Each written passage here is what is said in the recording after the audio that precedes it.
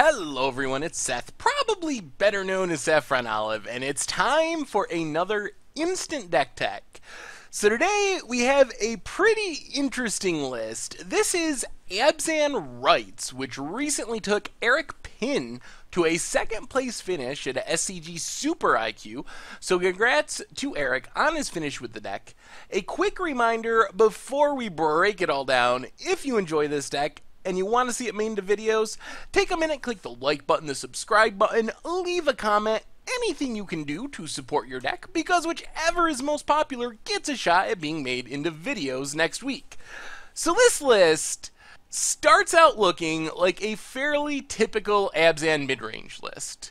So you got your Tarmogoyfs, you got Siege Rhinos, do a little bit of draining, gain some life, another big threat, Kitchen Finks, gains you some life, really hard to kill because of Persist, Thragtusks, a little weird in a main deck of an Abzan list, but still pretty powerful, 5 mana, gains you some life, leaves a token behind when it dies, so efficient threats, powerful threats, and then that's followed by a bunch of removal, which is also pretty typical in Abzan, Path to Exiles, unconditional way to kill any creature in the format. Abrupt Decays can hit a cheap creature or can hit some random artifact or enchantment.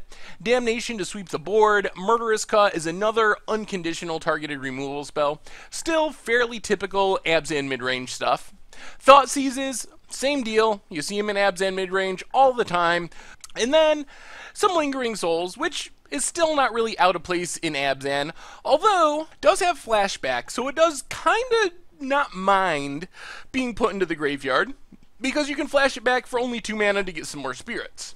So far, fairly typical Abzan stuff, but then things start to get a little bit weird. So your typical Abzan midrange list is not playing Faithless Looting or Satyr Wayfinder. These are cards that are in decks specifically to get cards into your graveyard. Why are you trying to fill your graveyard, I hear you asking? It's not just because of Lingering Souls. Lingering Souls isn't the kind of card that you're going to play Faithless Lootings and Satyr Wayfinders just to get it in the graveyard to flash it back. On the other hand, Unburial Rites is the kind of card that's worth playing Faithless Lootings and Satyr Wayfinders for. So 5 mana reanimation, except what makes it so powerful is it has flashback for 3 and a white. So Unburial Rites is actually better if you can just mill it into your graveyard because you get it for cheaper. You can reanimate any creature in your graveyard as quickly as turn 4. Plus, of course, you can also cast it from your hand and then flash it back the next turn to get a second creature. So this is why the deck kind of goes a little bit deep on those discarding spells, so it can play an Unburial Rites package. And what are you trying to reanimate? Well, we got 3 options in the main deck. You got Grave Titan. One of the most efficient ways to close out a game. You get 10 power when it enters the battlefield, 4 more power every turn, almost undefeatable in creature combat. Speaking of undefeatable in creature combat, really hard to block your way through a worm coil. And then Elesh Norn is almost a sweeper on a stick. It pumps your team +2/+2, gives your opponent's team -2/-2, so you wipe away anything with toughness of 2 or less, plus you trim down everything else. The other sweet thing about these cards is it's not like you're playing World Spine Worm or some huge Ulamog, the Ceaseless Hunger or something. You're not playing these huge expensive threats that you can never cast. Grave Titan, Wormcoil, and the Elesh Norn, they are castable. I mean, if you don't have your Unburial Rites, you can just curve out Goyf into Finks, into your Siege Rhino, into Thragtusk, into Grave Titan, into Elesh Norn. So they're expensive, but not so expensive that you can never cast them.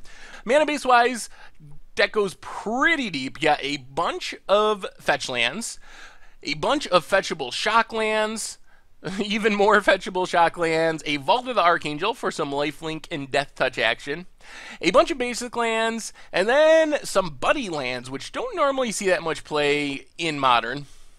Moving to the sideboard, we have some sweet customization options for the Unburial Rites package. So if your opponent's got an Emrakul or a Liliana, you can get a Sigarda.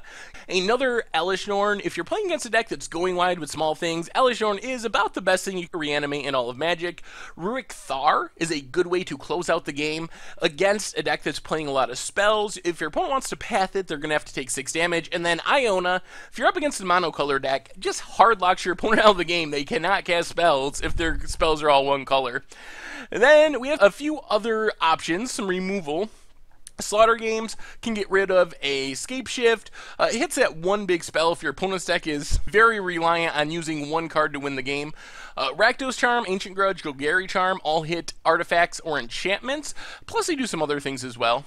Some more discarding Inquisition of Kozilek, some Anger of the Gods to wipe away small creatures, a Maelstrom Pulse, and then some timely reinforcements to help out against aggressive decks by gaining some life. Anyway, that is Abzan Rites in Modern. Deck is pretty spicy, and it looks like a lot of fun. Anyway, that's been our Instant Deck for today. Thank you very much for watching. I hope you enjoyed it, and I will talk to you soon.